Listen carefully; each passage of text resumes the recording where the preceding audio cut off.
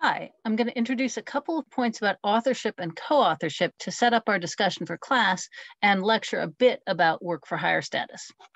We start with the statutory text in 201. Ownership of copyright initially vests in the author. There are three options here. You could have a single author, you could have co-authors, also known as joint authors, or finally, you could have works for hire. The author is then the employer or other person for whom the work was prepared. This last category is unusual compared to the law of most other countries, which recognize only human beings as authors, even if many or all rights are transferred to the employer in certain circumstances by operation of law. The key question that structures all three categories is how can we employ the individualistic concept of authorship in a communal setting where no one person can do it all, like a film or television show? So we start with individual authorship. And so a brief note on Lindsay versus the wrecked and abandoned vessel Titanic. The plaintiff created storyboards, created light towers, and decided where they'd be placed, selected angles for filming and directed the filming, and then gave the photographers detailed instructions. The defendant's argument was that the plaintiff didn't do any filming himself. Even plaintiff alleges that he worked along with members of his film team to design the light towers. The result is when a plaintiff alleges he exercised such a high degree of control over a film operation that the final product duplicates his conceptions and visions of what the film should look like, the plaintiff may be said to be an author for Copyright Act purposes. On its face, this is a mere variant of Serenity, the Oscar Wilde case. In fact, the facts are quite similar. So let's look at an even more modern example. Here we have a story from the Times Insider explaining how, due to COVID-19, a freelance photographer directed a photography session from New Jersey with the subject in California with photos taken by the subject's two children. Here's the photographer's explanation of what happened. I needed both Levi and Vita to work in tandem so I could see exactly what they were seeing of their dad and what they were shooting as it was being shot. At each spot, I talked them through their spacing in relation to their dad. And since they were shorter than I am, I often had them raise the camera so it'd be more at the level of my visual standpoint. I also relayed through Levi and Vita how I wanted their dad to position himself, where he should look and shift his body. When I look at the pictures now, they feel like an extension of myself. I feel like the authorship is there.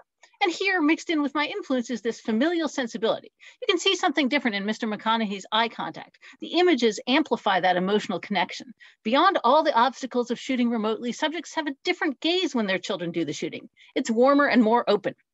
We'll talk about who is the author or authors of this photo in class, so please come prepared to discuss that.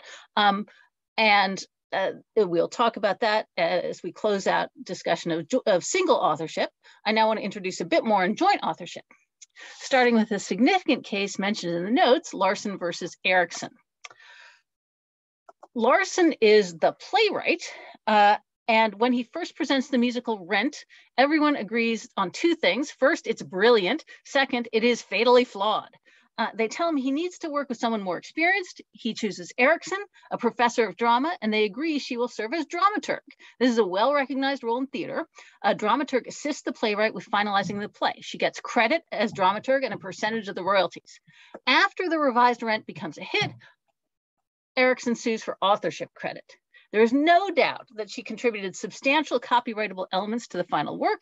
If the underlying play had been in the public domain, her changes would have been enough to create a copyrightable derivative work of which she was the author. Nonetheless, the court holds that she's not an author for the same reasons as Al-Muhammad isn't. The Second and the Ninth Circuit are united on this issue.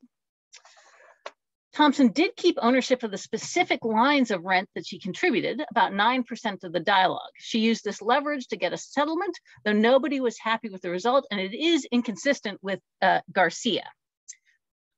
A couple of other things to note about joint authorship that will help explain Garcia.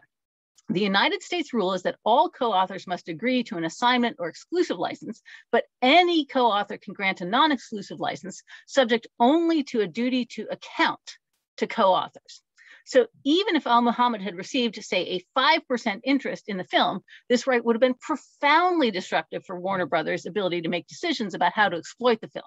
It couldn't, for example, guarantee Netflix an exclusive license without Al-Muhammad's consent if he was a co-author.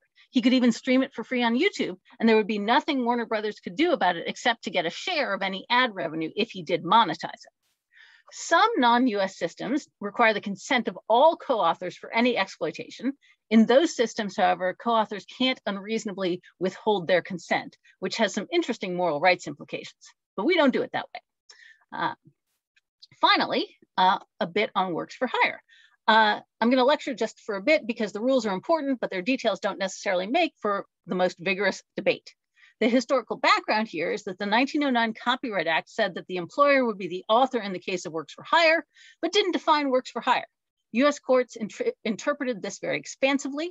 A work would often be a work for hire if the author was commissioned to create it, whether as a story for a magazine or a portrait for a patron. By contrast, many countries don't recognize the concept of works for hire at all and require copyright to vest in the first instance in a natural person.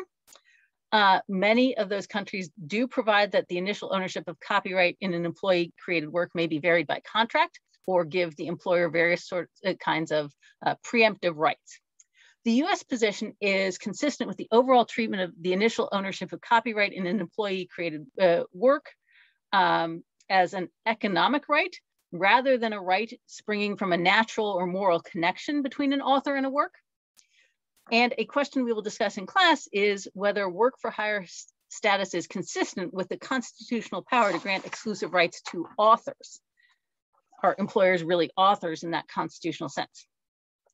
Unlike the 1909 Act, the 76 Act does define work for hire. It is a work prepared by an employee within the scope of his or her employment, or a work that is specially ordered or commissioned, but that one is subject to two sub-requirements. It has to be a member of certain classes of works, the most important of which are contributions to collective works, parts of motion pictures or other audiovisual works, or compilations. So as you've seen, that can end up being quite broad.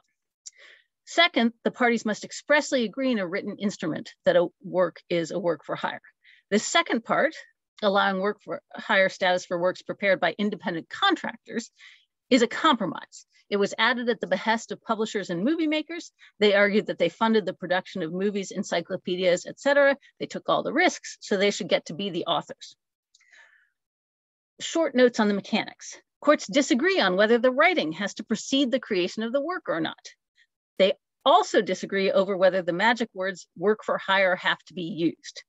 The argument is, understandably, that people need certainty in their contracts, but it's not clear what rule best promotes certainty, since people make mistakes and they don't put provisions in contracts, even though they had every intention of creating a work for hire.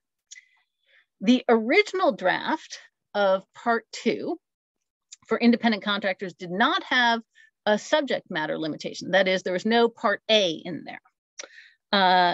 And the argument was publishers take all the risk on most things, ordinary books, even with a single author, just as much as they do with encyclopedias, and that there should be no line.